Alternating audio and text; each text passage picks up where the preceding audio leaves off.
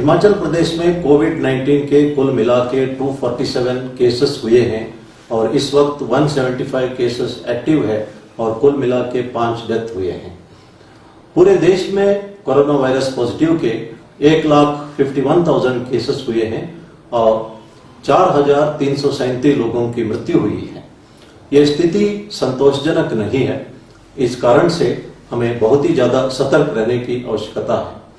अभी देखा गया कि लोग आमतौर पर सोशल डिस्टेंसिंग मेंटेन नहीं कर रहे हैं और मास्क पहनते हैं, लेकिन सही ढंग से मास्क नहीं पहन रहे हैं। इस हालात को मद्देनजर रखते इन बातों पर पूर्ण रूप से ध्यान देना अति आवश्यक है। गांव के प्रधान भी ज्यादा सतर्क रहने की आवश्यकता है। होम क्वारंटाइन हो, इंस्टीट्यूशनल क्वारंटाइन हो, प्रधान तथा गांव के पंचायत के मेंबर्स तथा अन्य लोग, हर एक नागरिक इस मामले में सतर्क रहना है। ये स्थिति इस वक्त बाहर के राज्यों से आने वाले लोगों की कैरियर बनने की वजह से हुआ है, लेकिन इसको हम कंटेन कर सकते हैं और इन्फेक्शन चेन को हम लगातार तोड़ते जा रहे हैं, इसलिए ज्यादा घबराने की आवश्यकता नहीं है। आरोग्य सेतु ऐप डाउनलोड करना अनिवार्य है। अगर आप एयरपोर्ट, रेलवे स्टेशन जाएंगे या किसी भी सरकारी बिल्डिंग में जाएंगे तो वहां पूछा जाता है जो आरोग्य सेतु ऐप के बारे में और वो देखा जाता है। इसलिए बेहतर रहेगा हम सब इसको डाउनलोड करें। करोड़ों लोगों ने डाउनलोड किया है और इसको अपडेट करते रहे। जो फ्रूट सेलर्स है उनको प्रिकॉशन लेने की जरूरत है। जो लोग फ्रूट्स खरीदते हैं उसको नजदीक आके सूंघते हैं और फिर उस फ्रूट को वहीं पे रखते हैं, ये खतरनाक है। दूसरा व्यक्ति उसी फ्रूट को खरीद सकता है, इसलिए इस तरह का सूंघने वाला काम आप ना करें। और फ्रूट वेंडर्स है, अदर वेंडर्स है तथा ट्रक ड्राइवर्स है, बहुत ज्यादा प्रिकॉशन लेने की आवश्यकता है।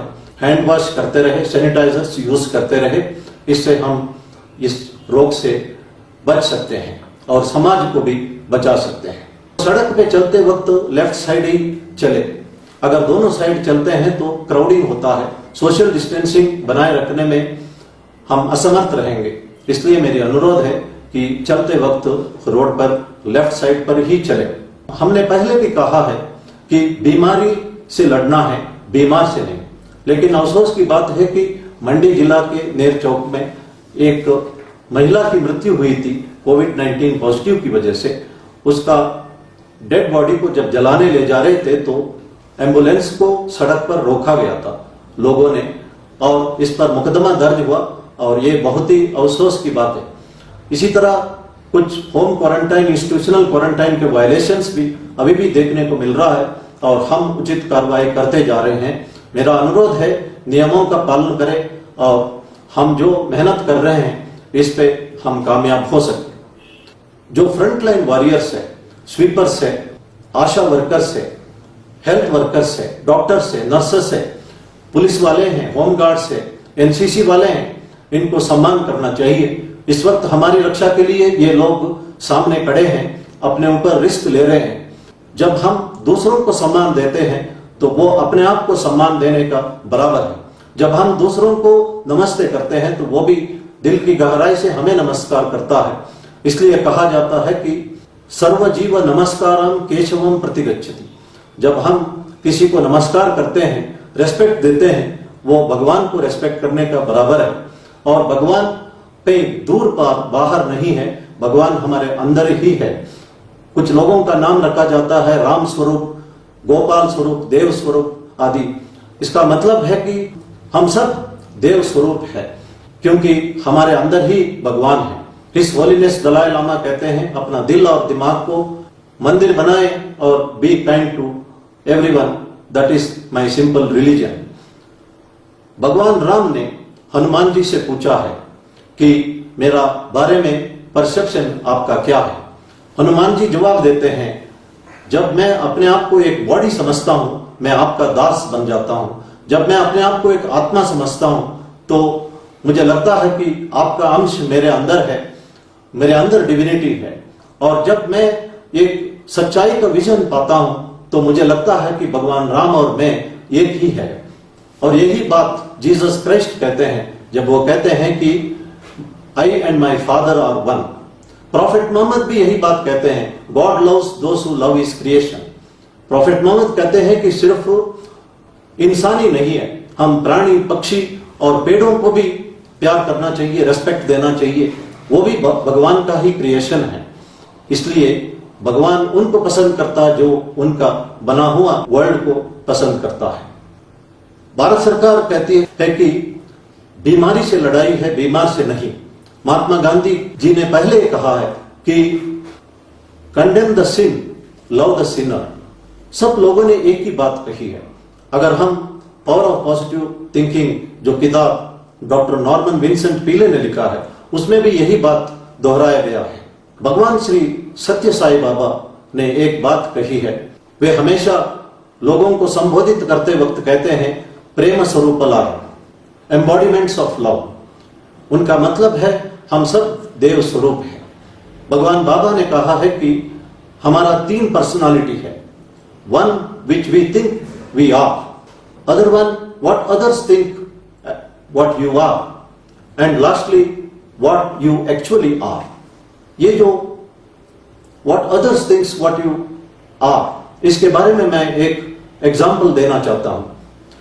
एक राजा, एक सेनापति, एक दलपति और एक सिपाही शिकार खेलने जाते हैं, अलग अलग हो जाते हैं। एक अंधा एक पत्थर के ऊपर बैठा हुआ है। राजा ने उस अंधे से पूछा, श्रीमान जी कृपा करके मुझे बताइए यहां से कोई गए? उस अंधा ने जवाब दिया कि अभी तक कोई नहीं गए, आप ही हैं। उसके बाद सेनापति आता है, वो कहता है कि हाँ भाई क्या कर रहे हो, यहां से कोई गए? और उसने जवाब दिया, एक आदमी गया और आप दूसरे हैं। उसके बाद दलपति जैसे कमांडेंट है, उसने पूछा कि खड़े हो जाओ, आपका और कोई काम धंधा नहीं है, यहां से कौन कौन गए? उन्होंने कहा यहां से 2 गए, अब आप तीसरा। आखिरी में सिपाही आता है, वो उसके खूब गालियां देता है और उससे उठक बैठक 100 बार कराता है और फिर पूछता है कि यहां से कौन गए? उस अंधे ने जवाब दिया, पहले आपका राजा गए, बाद में आपका सेनापति गए, फिर आपके दलपति गए, अब आप सिपाही जा रहे हो।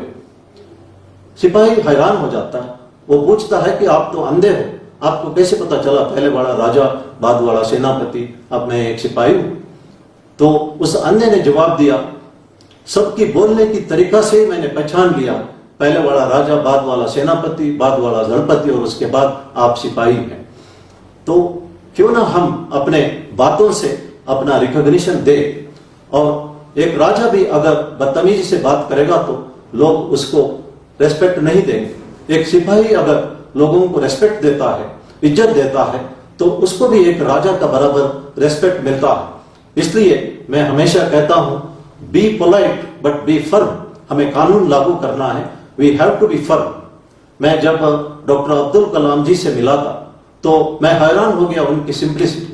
There is no trace of ego और एरोगेंस इन हिम। वे बहुत ही पोलाइटली बात कर रहे थे। उनके चेहरे में एक बच्चे जैसा स्माइल देखने को मिलता था। ये उनका ग्रेटनेस है। क्यों ना हम अपनी बातों से अपना ग्रेटनेस को दर्शाए। इस वक्त जो भी फ्रंटलाइन वर्कर्स है, वॉरियर्स है, उन सबको दिल से रेस्पेक्ट करें और बीमारी से हमारी लड़ाई जारी रखें, बीमार से नहीं। हम सबको रेस्पेक्ट करें, सब लोगों का भला चाहे। ऐसा करते करते हम अपने अंदर के डिविनिटी को पहचानें। धन्यवाद। जय हिंद।